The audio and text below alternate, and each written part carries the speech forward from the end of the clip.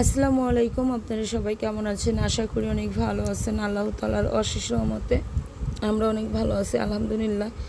তো প্রতিদিনের মতো আবার নতুন একটা ব্লগ শুরু করলাম। আর আজকের ব্লগটা শুরুতে আমার যেই কাজগুলো চলতেছিল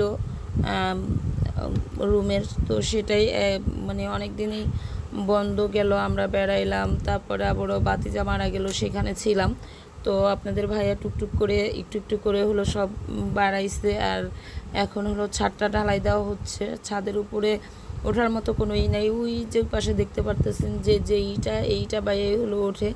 তো এখান থেকে হলো আমার ভাসুর হয় সে, আর আপনাদের ভাইয়া এখানে কাজ করতেছে। আর এগুলো হলো উঠানো হইতেছে বালতি দিয়ে, তো উপরে ঢালা হইতেছে। এটা হলো আপনার বাথরুমের যে ছাদটা হয় ওই ছাদটা ঢালাই দেওয়া হচ্ছে। আর আমি তো একটু একটু করে পুরো ভিডিওটা আপনাদের কাছে শেয়ার করছি যে কিভাবে কাজগুলো করতে হয়। আসলে এখানে একটা কাজ মানুষ অনেক সময় দেখা যায় কি একজনেরটা দেখে আরেকজন শিখতে পারে, শিক্ষণীয় হয়। তো আমাদের কাজগুলো আমরাই কিন্তু করি, আমরা বাইরের কোনো মিস্ত্রি নিয়ে করি না। যদিও আপনারা এরকম একজনেরটা দেখে যদি শিখতে পারেন তাহলে দেখা যাইতেছে আপনাদেরও অনেক সময় কাজে লাগবে বা অনেক সময় হেল্প হবে এই কাজগুলো করার জন্য। কমসে কম আমাদের এখানে 20 থেকে 30,000 টাকা, ধরেন 20,000 টাকাই আপনার ইয়েরে দেওয়া লাগতো, কি বলে মিস্ত্রিকে দেওয়া লাগতো। সেই টাকাটা আমাদের বেঁচে রইল।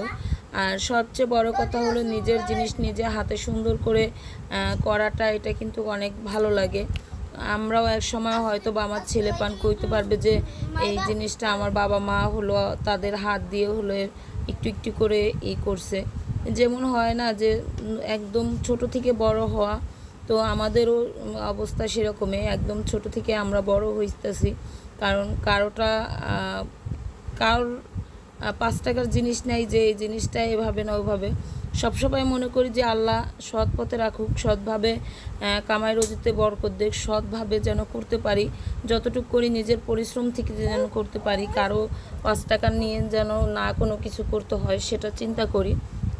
তো আলহামদুলিল্লাহ আপনাদের দোয়ায় এখনও পর্যন্ত এত দূরে আসতে পারছি। দোয়া করবেন যেন বাকি দিনগুলো আমাদের ভালো কাটে, ভালোভাবে চলতে পারি। তো ঠিক আছে, ভিডিওটা দেখতে ভালো লাগে অবশ্যই একটু লাইক দিয়ে পানি যায় করে হাত ছাড়ানো।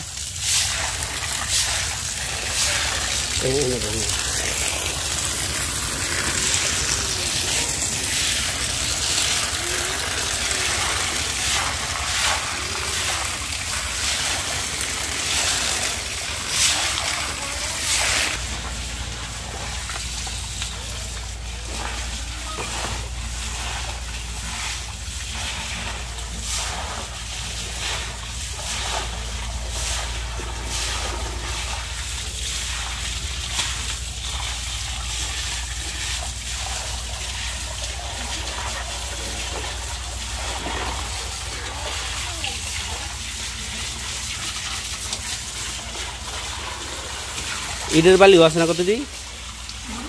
ওই কি ইটের কত বালি আছে না? ইটের কত বালি আছে না? ধুলা বালি হেয়া হেয়া বার হেয়া রয়ে যাবে, যাইতেছে না।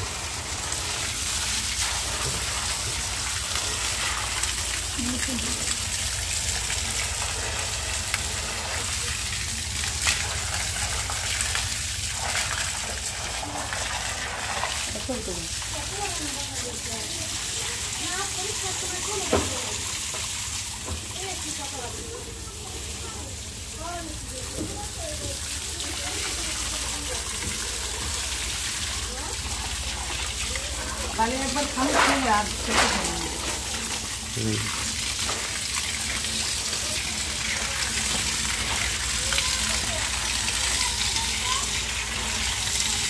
তো এখানে মরিচগুলো হলো বাইসে আমি রাইখে দিতেছি। এর আগেও এক পা মরিচ আইনা রাইখে গেছিলাম, তা দেখে আমার শাশুড়ি কিছুটা খাইছে আর অল্প কিছু ছিল সেটা বরফ হয়ে একদম নষ্ট হয়ে গেছে। এখন আবার বাইসে রাখবো। এক পা মরিচ আনলে না আমার মরিচ অনেক কম খাওয়া হয়, তরকারি তো কম রান্না করি। আপনাদের ভাইয়ার আমি তরকারি খাই যতটুকু লাগে, আর মা খায়। যাই হোক একটা মরিচে অনেকগুলো হয়, কিন্তু এই যে 200 টাকা কেজি মরিচে এখন বর্তমানে। আর এখানে হলো বেগুন কাইটা নিচ্ছি, এটা মাছ দেওয়া হলো রান্না করব, একটা বেগুনই দিব। তুমি কি একটা মাছ ফালাইতে পারো? সরো সরো সরো, গায়ে লাগবে।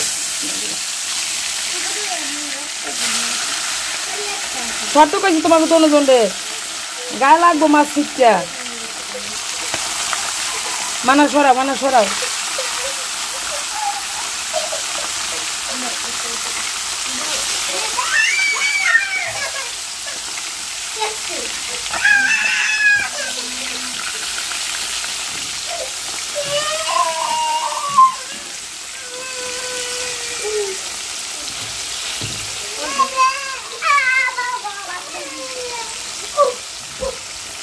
এখানে হলো মাছটা বসাইলাম।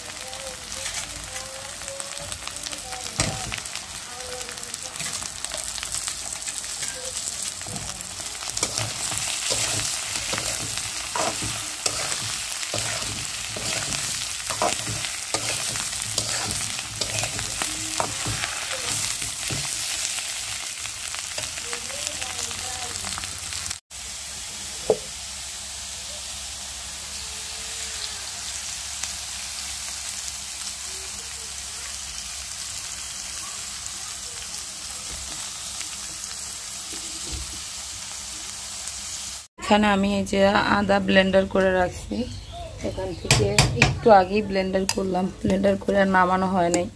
এখান থেকে কিছু পরিমাণে একটু আদা নিয়ে যাব।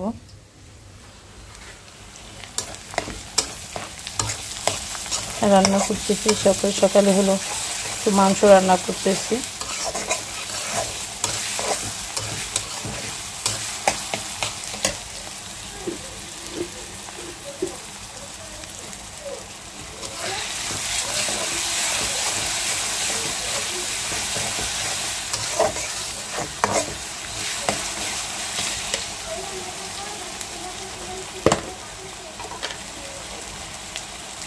কাঁচামরিচের ফালিটা কিন্তু একটু বেশি দিছি, মানে কাঁচামরিচটা একটু কমায় দিয়ে দিলাম, কাঁচামরিচ দিয়ে দিলাম।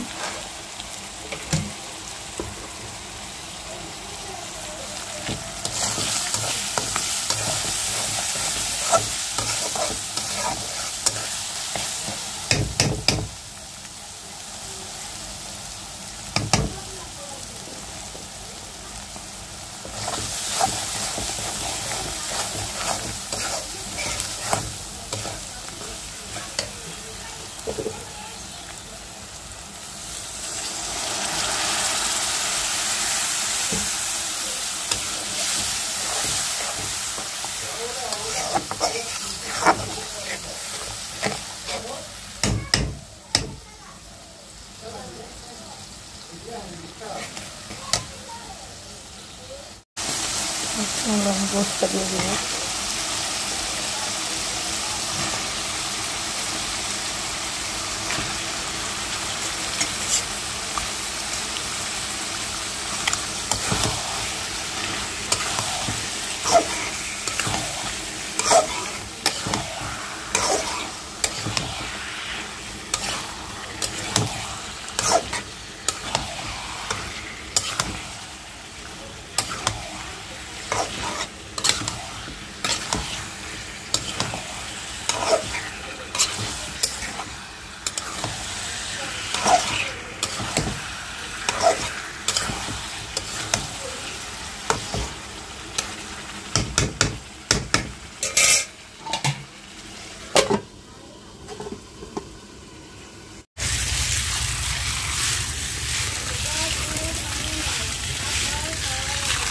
ওই হ্যাঁ তুই ছাড়াই দাও ওই তুই আইনা দাও তাহলে হুন্দা যাইব গা পানি দি পানি দিয়ে যাই ই করে হাত ছাড়ানো এই